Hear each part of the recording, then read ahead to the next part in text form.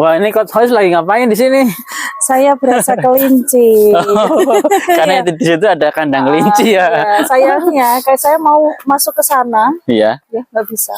Oh, no. Belum nemu pelnya Alice in Wonderland, nggak bisa mengecil. Oh, Udah gitu. kadang gede, Coach. Oh gitu. Udah kadang gede, ya karena enak ya, kerasa gedenya ya. Jadi males kecil lagi. Iya.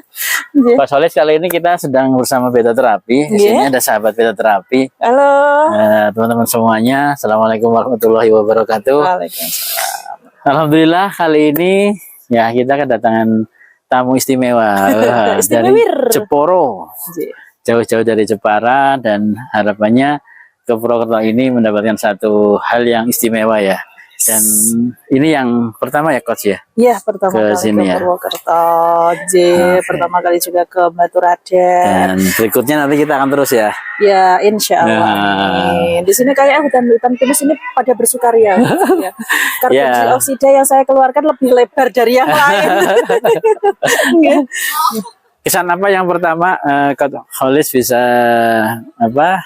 sampaikan ya ketika melihat lili bagus ini ya di Batu Raden ya? Iya. Apa yang pertama terlintas itu dalam pikiran? Tentu saja warnanya ya, ya hijau. Ya. Hijau itu ya kalau difilosofikan filosofis ya. Gak apa-apa. Ya. Lanjut Bu, lanjut. Tumbuh ya. Tumbuh ya. Nah, artinya itu semacam kode ya. Kode bahwa dari satu benih nanti kita bisa bertumbuh, bisa menumbuhkan pohon yang pastinya berbuah. Tentu seperti harapannya Coach Beta bahwa kita nanti akan bertumbuh, ya, bertumbuh kemudian kita akan berbuah dan kita akan menikmati lezatnya, lezat dan manisnya buah itu. Sebetulnya sudah berkali-kali kita berusaha terus bertumbuh ya, terus bangkit, terus melejit ya, dengan berbagai strategi doa yang kita panjatkan. Namun masih pada tahapan yang biasa. Makanya saya harus memperbanyak tadi ya, memperbanyak konektivitas, memperbanyak saudara, karena dalam keyakinan kita di Muslim itu kan semakin banyak bersilaturahim akan menambah semuanya. Siap.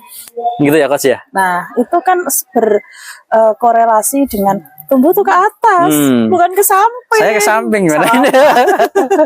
Ya, jadi kalau kita tarik dari celetukan itu, celetukan salah satu iklan itu ya, ada benarnya juga ketika kita tumbuh tuh ke atas, jangan ke samping. Ya ke samping itu memang seperti kalau kita kaitkan dengan hablum minanas, kita membuat koneksi-koneksi, kita membuat titik-titik pertemanan, kita membuat pos-pos, pos-pos. Tetapi kita tidak boleh meninggalkan yang namanya tumbuh itu ke atas, sisi spiritualitas kita. Kita kembalikan lagi pada Allah kita setelah titik-titik ini. Ya, titik-titik ini udah kita sebar, kita sudah berikhtiar, kita sudah. Kalau sampai kita lupa ke atas kan, nggak adil, gitu ya, nggak fair gitu ya. Sepakat ya. Berarti kan meskipun tadi ya kita pengennya tumbuh ke atas ya, kenyataannya kadang kita tumbuh ke samping. Ini natural ya, sebagai manusia kita pengennya sih terus ke atas ya. Secara otomatis kita kadang tadi ya seringnya ke samping terus ya, tapi tetap diperlukan ya tumbuh ke samping. Hablum minanas dan hablum minallah itu loh. Begitu. Ibarat pohon itu kalau pohonnya kecil ke atas terus nanti tadi ya goncangannya terlalu besar, terlalu berayun ya. Maka harus seimbang antara tumbuh ke samping dan tumbuh ke atas. Kalau bisa kalau bisa imbang kenapa enggak kan gitu. Jadi tidak melulu. Kalau badan sih memang iya Pak. Saya pernah ingin tumbuh ke atas tapi nggak tahu kok tumbuh ke samping ya. Ngomong-ngomong tentang pertumbuhan, saya berharap kedepannya nanti di Purwokerto ini kembali terreset ya untuk Sinaun Ulisnya Coach. Amin. Jadi terinisiasi oleh teman-teman yang saat ini ada 18 ya orang sebetulnya ya perawat yang sedang belajar nulis ya. Nah harapannya kita akan bikin tadi kelas-kelas berikutnya supaya ada sambung menyambung ya kelas ini yang tadi harapannya selain kita fokus ke atas juga kita akan menjalin tadi ya silaturahim yang lebih luas lagi dalam kemanfaatan menulis ya coach. Iya, Gitu. Konsepnya gimana nih ke depannya nih? Pengen latihan nulis kayak apa nih? Kalau saya itu saya punya tagline semacam ini. Giat menulis untuk gemar membaca. Karena fenomena itu ternyata tuh paradoks. Menulis dan membaca itu kan seharusnya kan seperti suami istri. Iya. Ya. Yang berdampingan, seia sekata. Kamu nulis pun harus membaca. Tetapi yang terjadi, yang faktanya mereka masing-masing berselingkuh. Iya. Pengennya nulis tapi malas baca. Gitu. Kadang ada yang sok-sokan, oke saya udah baca tapi nggak tahu caranya nulis kan gitu. Itu saya selalu menganalogikan seperti itu. Giat menulis untuk gemar membaca. Membaca itu kan jendela dunia, ya, dan itu adalah pintu-pintu membuka keajaiban. Saya tambahkan seperti itu. Nah, kenapa saya bisa begitu? Ketika gemar menulis saja sekarang sudah low banget gitu. Bagaimana cara menumbuhkan? Apakah langsung kita gencarkan dengan buku, dengan ini, dengan itu? Mungkin itu ya, tapi agak lambat. Nah, ketika kita menggunakan bojone ya, kita kembalikan pasangannya bahwa membaca itu harus sepaket dengan menulis. Ketika teman-teman sudah tahu tentang esensi menulis, tentang efek baiknya menulis, tentang indahnya menulis, nikmatnya menulis, kalau saya bilang secara otomatis Coach Beta mau tidak mau pasti baca, minimal baca tulisannya sendiri. Nah itu, jadi giat menulis untuk gemar membaca. Masuk. Jadi tadi ya, kadang kan ada alasan aku memang tulisannya jelek atau kurang bisa mempunyai banyak ide. Ternyata dengan kita latihan menulis ini ya, nulis ini harapannya berdampak pada gemar membacanya ya coach. Iya, gitu itu dulu. Ya ibaratnya itu tadi saya menganggap bahwa mereka ini kan sepasang suami istri, pasutri, mereka berpasangan, berdampingan. Tetapi ketika kita hanya fokus di nulis saja, tidak mau membaca, atau kita hanya menikmati tulisan-tulisan orang tanpa tidak terpancing untuk menulis, bagi saya mereka itu kayak pasangan yang lagi selingkuh. Dan selingkuh itu sakit. Sakitnya tuh di sini gitu ya. Nah, kalau kita berusaha mencari gap ya, sebetulnya kan kenapa sih orang jarang mau nulis, nggak mau nulis, atau kadang nggak pede nulis. Kan kita hadir di sini, di sini nulis ini tidak mengajarkan tentang bagaimana sih urutan menulisnya, kan tidak seperti itu, tapi bagaimana kita bertumbuh, berkembang ya, sehingga secara naluri alami ya kita menulis dengan enak, dengan senang, dengan bahagia gitu. Nah, apa yang akan distimulus pertama kali coach? Gempur dulu tidak pedenya, dan tidak pede itu biasanya itu hadir karena ada 3 hal, 3 faktor. Takut nggak nyambung. Jelas. Takut pasti nggak nyambung. Ya, takut jelek. Takut salah. Iya, jelas jelek karena pertama nulis kan. Betul. Lawang laki-laki kok langsung jaluk apek kan gitu ya. Pasti gitu. Itu dulu yang kita gembur, itu dulu.